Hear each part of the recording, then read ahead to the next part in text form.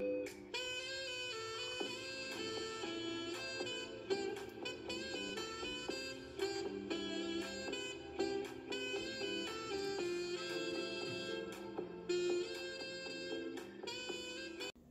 tudo bem? A proposta desse novo vídeo é apresentar o tema Uma breve história do SUS no Brasil. O Sistema Único de Saúde, mais conhecido como SUS, ele é considerado um dos melhores sistemas de saúde do planeta, né? Tendo em vista a sua formatação, os seus princípios e os seus objetivos. No entanto, devido à sua gestão, é um sistema que apresenta também muitos problemas. Vamos ver então como se deu a história da constituição desse Sistema Único de Saúde no Brasil. O Sistema Único de Saúde é um conjunto de determinações e regulamentações legais constitucionais constituído no final dos anos 80 e início dos anos 90. É a partir desse momento que começa a ser construído o Sistema Único de Saúde no Brasil. Ele está registrado no artigo 196 da Constituição Brasileira, que determina que a saúde é um direito de todos e dever do Estado. É garantido mediante políticas sociais e econômicas que visem a redução dos riscos de doenças e de outros agravos e acesso universal e igualitário a ações e serviços para sua promoção, proteção e recuperação, inclusive portadores de doenças crônicas como HIV, câncer, doenças renais, sintomáticas ou não. Portanto, trata-se de uma lei que obriga o Estado a garantir a saúde ao cidadão brasileiro e a Seguridade Social. Através do artigo 195, garante-se o financiamento desse sistema. No inciso 3, né, ele dita sobre as questões das receitas, dos recursos e prognósticos em relação às necessidades dos órgãos que estão ligados a ele. No parágrafo 1º, ele diz que as receitas dos estados, do Distrito Federal e dos municípios, elas são destinadas à Seguridade Social, né, e deverão constar nos seus respectivos orçamentos, não integrando o orçamento da União. Esses dois artigos representam os pilares da regulamentação do Sistema Único de Saúde, consolidado com a Lei 8.080 de 1990, que dispõe sobre as condições para a promoção, proteção e recuperação da saúde, a organização e o funcionamento dos serviços correspondentes e de outras providências. Ele é baseado numa rede de atendimentos que envolve estados, municípios e Distrito Federal, responsável pelo atendimento médico, a prevenção de doenças, pesquisas por todas as atividades vinculadas aos direitos concernentes à saúde, sendo atualmente um dos sistemas de saúde mais universais do planeta, com a cobertura de aproximadamente 80% dos brasileiros, né? Mesmo com todas as virtudes e problemas que é possível identificar. Esse sistema ele é fruto de uma grande luta política, ideológica, né, travada por diversos segmentos da sociedade contra e a favor ao longo da história. O Brasil, até o século XIX, possuía um sistema sanitário praticamente inexistente, com uma disseminação incontrolável de doenças como a varíola, a febre amarela, o sarampo, a peste bubônica, a malária, doenças provenientes das péssimas condições de vida e saneamento, principalmente nas zonas urbanas do país, né? E que assolavam e que em muitos lugares ainda causam grandes problemas. O país não possuía nenhum tipo de estrutura sanitária.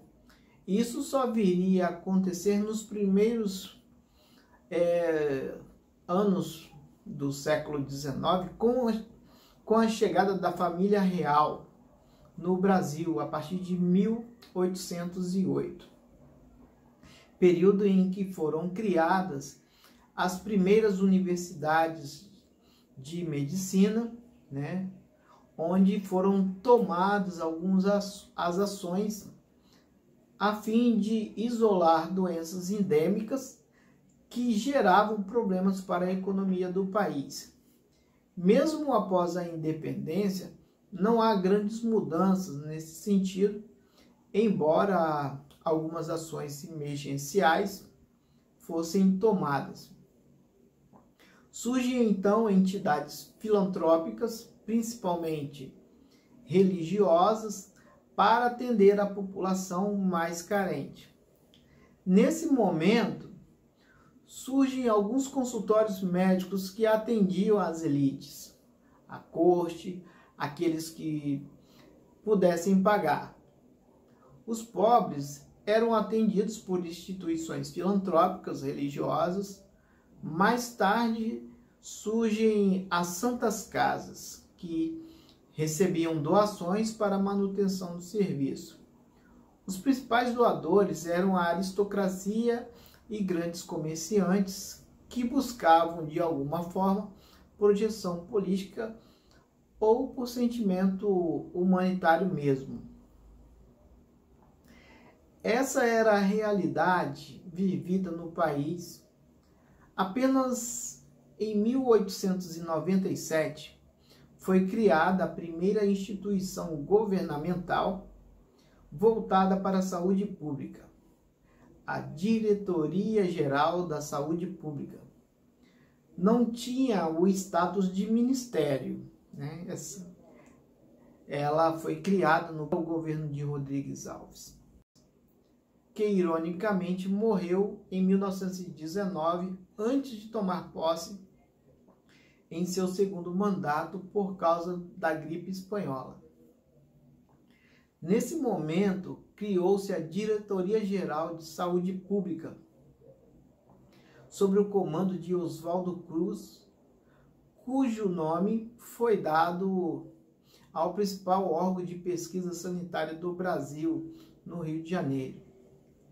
Essa diretoria geral tinha como principal objetivo o combate e enfrentamento às epidemias e a implementação dos projetos sanitários no país, como elaboração da reforma sanitária que pudesse libertar os grandes centros urbanos, em especial o Rio de Janeiro, que era a capital da República naquela época, e que levava o Brasil a ter uma das mais baixas expectativas de vida da América Latina, ceifando a vida de milhares de pessoas, anos após anos, com tantas doenças. Oswaldo Cruz, ele tornou-se o ícone nesse trabalho no início do século passado, mudando a infraestrutura, particularmente na capital do país, pois o seu trabalho ele serviu de orientação às reformas urbanas de Ferreira Passos, com o alargamento das avenidas, a eliminação das populações nos cortiços, né? Inclusive a própria literatura ela trata sobre essa questão, por exemplo, no livro Cortiço de Aloísio Azevedo, né, que retrata esse momento histórico do Brasil. Pela primeira vez, o país vai buscar fazer campanhas de vacinação em massa, e isso vai desencadear um fenômeno conhecido como a revolta da vacina, no qual a desinformação e a falta de conhecimento sobre a importância da vacina levaram muitos grupos a serem contra a vacinação em 1904. No braço do sertão, chega o cinco e vamos mais, iniciando aquele nosso para ser tudo mais. Mas a lei mata o coitado do freguês, vai servindo na frente, não interroga. A disputa política foi um grande fator dessa confusão naquela época. Alguns setores das elites eles se aproveitaram do momento para criar uma mobilização popular contra o governo de Rodrigues Alves. Oswaldo Cruz seria o primeiro a criar um planejamento de combate às epidemias, porém sem força política e instrumentos para criar um atendimento público no país. Infelizmente, a realidade era muito dura. Os ricos eram atendidos por médicos particulares, enquanto os pobres eram jogados à sorte, da forma como era possível. Como podem perceber, não há nenhuma novidade nisso, né? Essa é uma realidade ainda muito presente no nosso dia a dia, em pleno século XXI. Essa reforma sanitária iniciada pelo governo de Rodrigues Alves só iria se constituir em 1923 com o surgimento do Departamento Nacional de Saúde, consolidando-se com a criação do Ministério da Educação e Saúde. Foi a partir de 1923 que começaram a serem feitas pesquisas mais aprofundadas sobre doenças e epidemias no país, embora o sistema de saúde fosse absolutamente privado, isto é, médicos para os ricos e santas casas para os pobres. Não se alterou muito em 1930, com o surgimento do Ministério da Educação e Saúde. A novidade foi o surgimento de caixas de aposentadoria e pensão, onde as empresas elas podiam destinar uma parte dos salários para os fundos voltados ao tratamento da saúde. As empresas também eram obrigadas a contribuir, mas não havia uma contribuição geral de impostos. A finalidade era garantir planos previdenciários que garantissem também a assistência médica para aqueles que estavam filiados às caixas de aposentadorias, chamadas de CAPs. Trata-se de uma das primeiras estruturas semipúblicas de saúde no Brasil. Até 1980, juntava-se a aposentadoria, pensões e tratamento de saúde.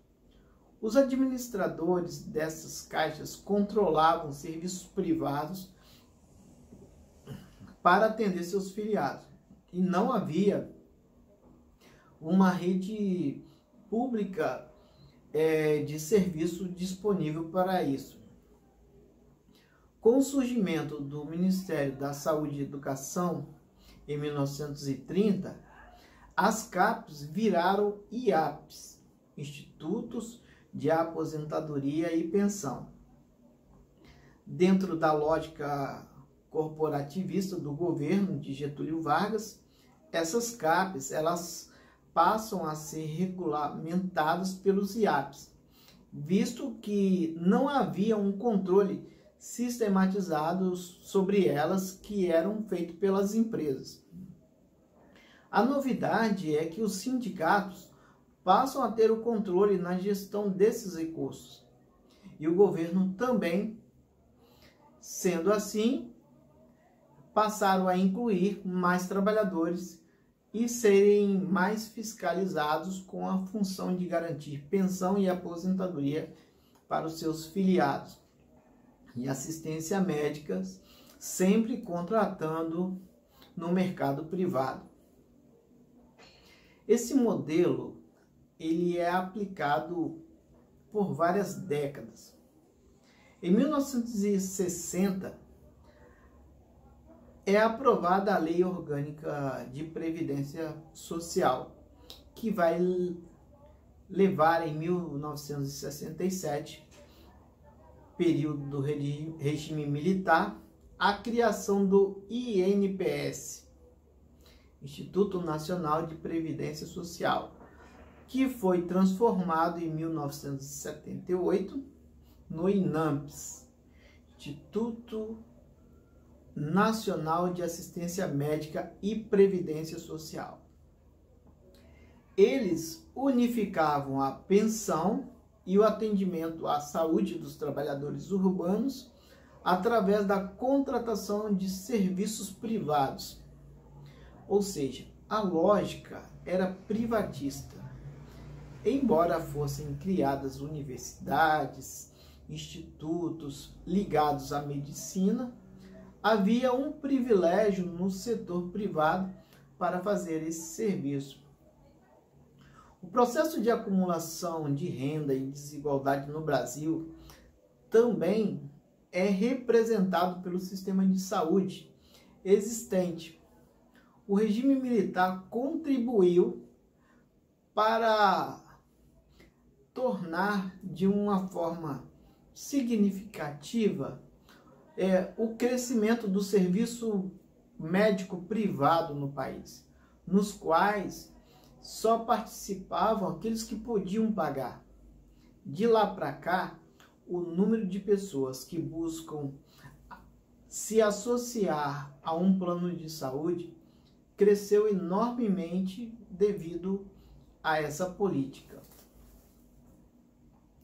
Diante dessa lógica privatista e excludente, surge na década de 70 um movimento de sanitaristas que propõe um sistema de saúde pública.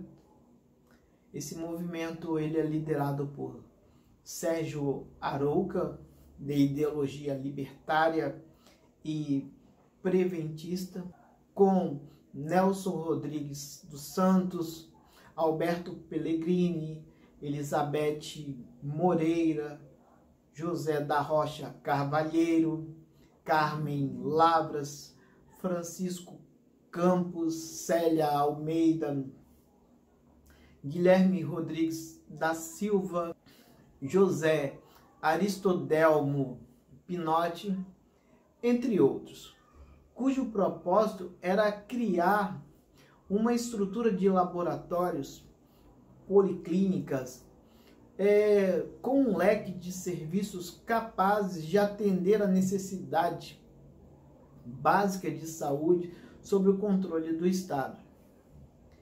Esse modelo ele é inspirado no sistema inglês NHS, National Health Service, criado no Reino Unido após a Segunda Guerra Mundial, em função do cenário pós-guerra contra o nazifascismo, vencido com um papel predominante da União Soviética.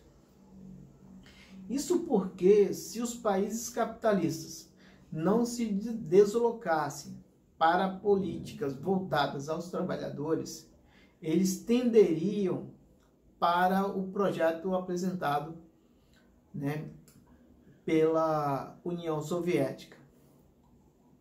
O regime soviético havia criado desde o final dos anos 10 do século passado um sistema público de saúde proibindo a medicina privada de atuar.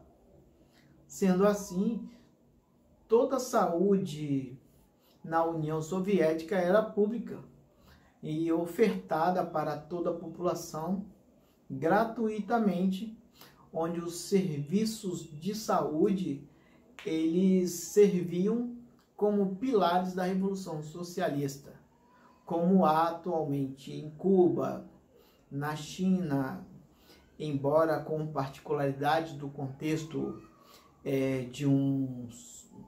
de uma política econômica que chamam de socialismo de mercado, ou no Vietnã, né, o que demonstra uma característica dos sistemas públicos de saúde, como acontece ainda hoje na Rússia, que herdou a mesma política da União Soviética, visto que grande parte do sistema de saúde pertence ao Estado. Nos Estados Unidos, ainda hoje não existe um sistema de saúde público universal, devido à sua política liberal, né? E isso faz com que eles paguem um preço muito alto, né? Seja no aspecto moral, assim como as consequências práticas atuais. Muitas pessoas nos Estados Unidos evitam ir aos hospitais ou ficarem internados, preferem se automedicar, porque não têm condições de pagar por um serviço de saúde, né? E haja vista, né, os números assustadores de mortes pelo Covid-19. Nos países europeus, devido à proximidade com a União Soviética, o serviço de saúde em diversos países capitalistas, ali naquele continente, eles são prestados por órgãos públicos. Isso só aconteceu porque a burguesia europeia, após a Segunda Guerra Mundial, teve que fazer concessões. Entre essas concessões, uma delas foi a prestação de serviço público de saúde para a população feita pelo Estado. Esse modelo foi a razão de lutas políticas duríssimas para que se fizesse o mesmo no Brasil, pelos médicos sanitaristas e dos movimentos sociais que estavam vinculados a esses médicos por um sistema de saúde pública. Eles iam para as ruas, faziam manifestações pelo fim da ditadura e também pela implementação do seu projeto. Os profissionais liberais, como médicos e empresários, se chocavam contra o movimento sanitarista de um serviço público de saúde por entenderem que perderiam espaço para a medicina pública e não mais teriam os privilégios que tinham antes, até a Constituição de 1988, quando chegaram a um acordo criando de forma regulamentar a base de sustentação do SUS, Sistema Único de Saúde. Pela primeira vez, o Brasil teria um sistema público de saúde universal, um dos mais amplos e abrangentes do mundo, regulamentado pela Lei 8.080 de 1990. O SUS é também o resultado de experiências dos sindicatos, das comunidades religiosas, dos grupos comunitários ao longo do tempo.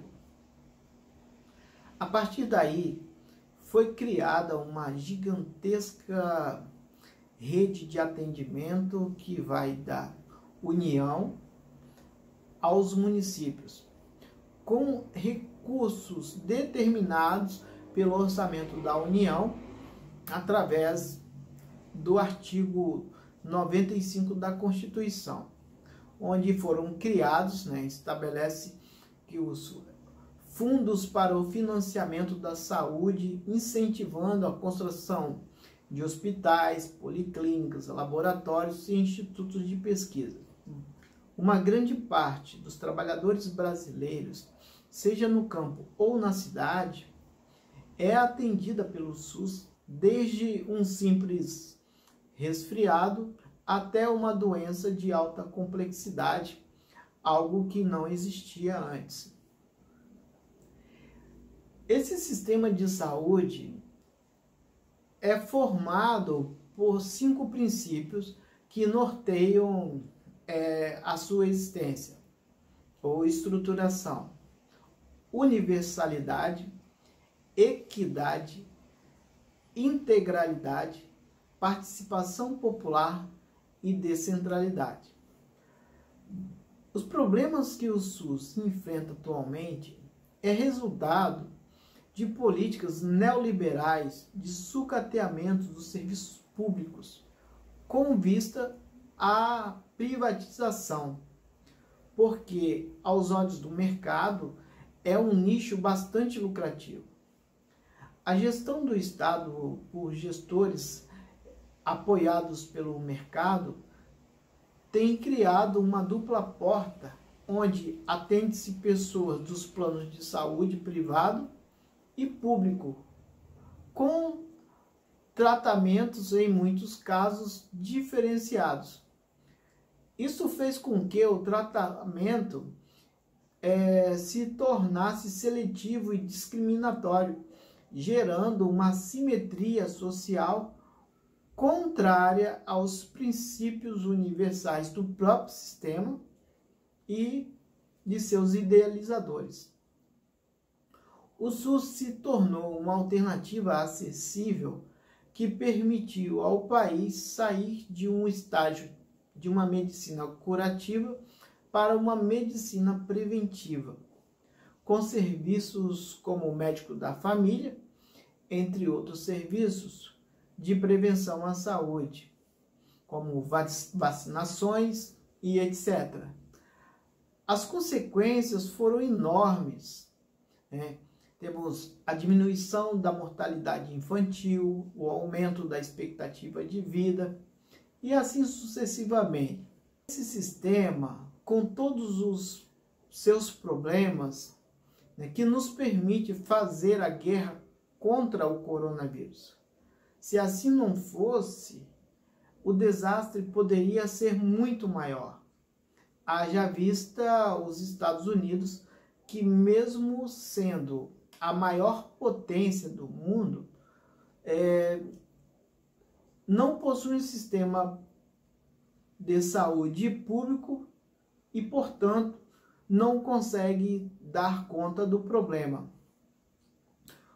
Os problemas que o SUS enfrenta em geral, eles acontecem em decorrência dos desvios de finalidade, nos quais o dinheiro que deveria ser direcionado para o Sistema Único de Saúde, ele é desviado para outros setores de interesse político por governos liberais, através da DRU, sigla que quer dizer desvinculação dos recursos da União.